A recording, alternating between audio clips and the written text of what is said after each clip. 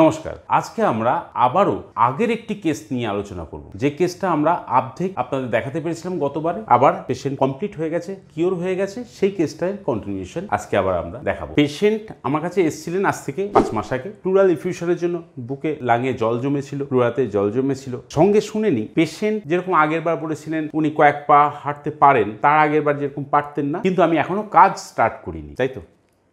একদম। এবার আপনি কাজ স্টার্ট করেছেন? হ্যাঁ।